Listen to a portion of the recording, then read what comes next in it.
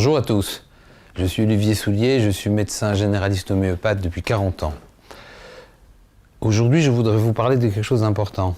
Ce que nous avons vécu, nous homéopathes, à une époque, et que nous vivons encore aujourd'hui, c'est que le grand drame de l'homéopathie, c'était de soigner 30% de la population avec 3% des dépenses de santé.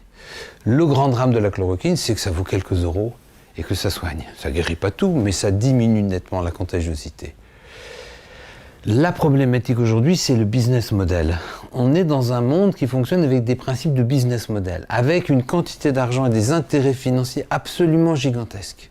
Et il faut comprendre que dans le business model de l'industrie pharmaceutique, il faut toujours un nouveau médicament, toujours plus cher pour gagner beaucoup plus d'argent et pour que les actionnaires soient contents et que le cours de bourse monte. Voilà, ça c'est le business model.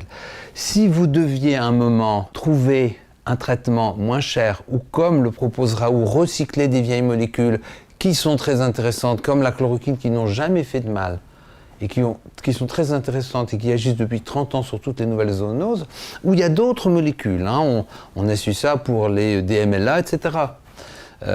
Eh bien, c'est tout le business model qui va s'effondrer.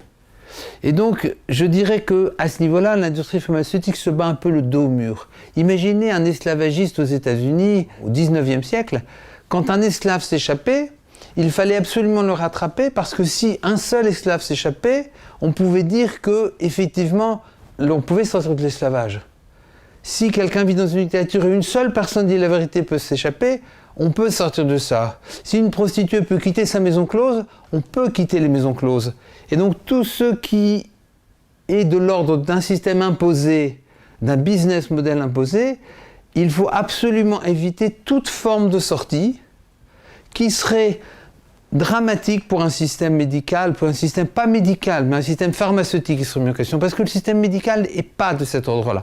Les médecins, dans leur âme, sont des gens qui soignent. Les médecins dans leur âme sont des gens qui ont la volonté de soigner avec un mélange de scientifique et d'humain.